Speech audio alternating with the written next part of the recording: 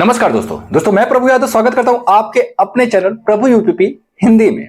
दोस्तों जैसा कि आप सभी जानते हैं कि ये जो हमारा चैनल है स्पेशल हिंदी के लिए आपके लिए बनाया गया है और यहाँ पे आपको हिंदी की हर एक टॉपिक की क्लासेस जो है कराई जाएंगी। दोस्तों आज हम बात करेंगे कि हमको हिंदी के अंतर्गत हमें क्या क्या पढ़ना है और कहां से प्रश्न पूछे जाते हैं। दोस्तों आज हम सबसे पहले हम उन टॉपिक को देखेंगे और उन टॉपिक के बारे में जानेंगे जो कि हमको पढ़ना है। दोस्तों हिंदी की भूमिका किसी भी एग्जाम के लिए बहुत अहम हो जाती है। जैसा कि मैं पहले भी कहता आया हूं कि हिंदी को कम में ना आके हिंदी को हल्के में ना ले, क्योंकि यह आपको सिलेक्शन से वंचित कर सकता है। तो ऐसे में हमें क्या करना चाहिए और किस तरीके से हिंदी को पढ़ना चाहिए कम समय में, और कितने आसान तरीके से हम हिंदी को पढ़ सकते हैं और कितने लंबे समय तक हम हिंदी को याद कर सकते हैं, उन सभी जो है कि तरीकों के बारे में हम जो है कि चर्चा करेंगे। और साथ ही साथ मैं आपको सबसे पहले बताना चाहूंगा कि हमें हिंदी में पढ़ना क्या क्या है, यानी कि सिलेबस पर।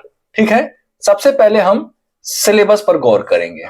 दोस्तों ये जो हमारा सिलेबस है, ये अगर आप SSC GD, UP police, UPSI, RO किसी भी चीज की तैयारी कर रहे हो, अगर ये जो हमारा सिलेबस है अगर आप इस पर फोकस करते हो, इसको अगर आप ध्यान देते हो, तो आपका जो है हिंदी इसके बाहर से नहीं पूछा जाएगा। दोस्तों सिलेबस के अंतर्गत मैं आपको बता दूं कि सबसे पहले जो हमको पढ़ना है, सबसे पहले हमें पढ़ना है वर्णमाला। क्या पढ़ना है? वर्णमाला। उसके बाद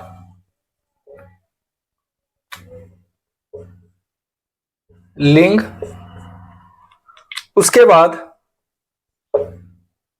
वर्तनी। दोस्तों ये जो टॉपिक है ना, इन्हीं टॉपिकों से क्वेश्चन बनते हैं परीक्षा में। उसके बाद है हमारा वचन। वचन के बाद आता है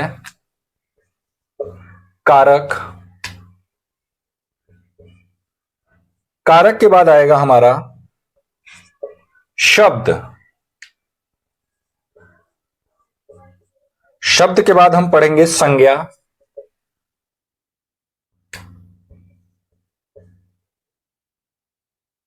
और संज्ञा के बाद हम पढ़ेंगे सर्वनाम। जब संज्ञा आएगा तो जाहिर सी बात है उसी से हमारा जो है सर्वनाम भी होगा। और फिर नौवां जो हमारा टॉपिक होगा वो होगा विशेषण।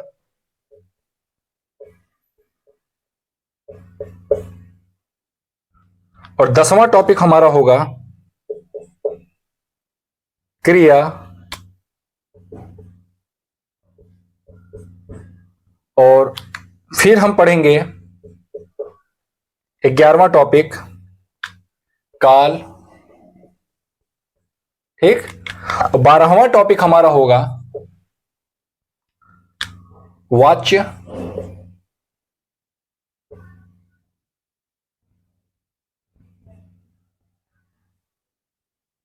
वाच्य हो गया। 13वां टॉपिक हमारा होगा अव्यय।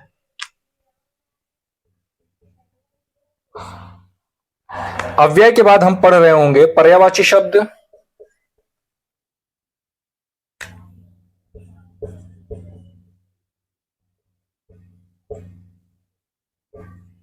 पर्यायवाची शब्द। और पर्यायवाची शब्द के बाद विलोम शब्द।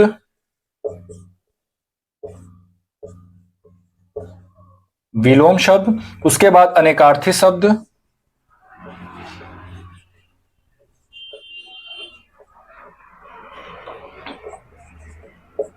सोलह टॉपिक हो गए। इसके बाद हमारा जो 17वां टॉपिक होगा वो होगा उपसर्ग।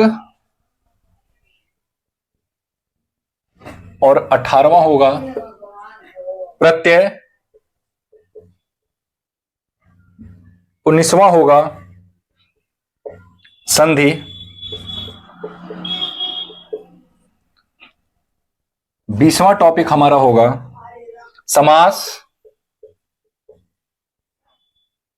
और फिर 21वां टॉपिक हमारा होगा वाक्य। 22वां टॉपिक होगा मुहावरे।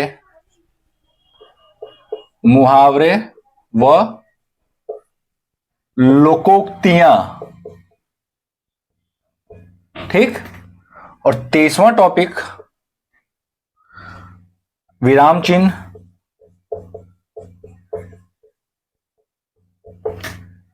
उसके बाद छंद अलंकार, छंद अलंकार, और फिर इसी के साथ हम जोड़ देते हैं एक और रस। ठीक है। इसके अलावा दोस्तों आपको मैं बता दूं कि अनेक शब्दों के लिए एक शब्द, अनेक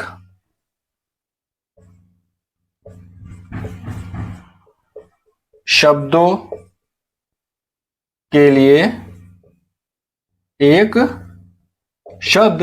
दोस्तों ये कुछ हमारे इंपॉर्टेंट टॉपिक हैं, ऐसा नहीं है कि यही हमको पढ़ना है, इसके अलावा भी कुछ और है जिसको कि हम देखेंगे। साथ ही साथ मैं आपको बता दूं हिंदी का जो काल विभाजन है, हिंदी का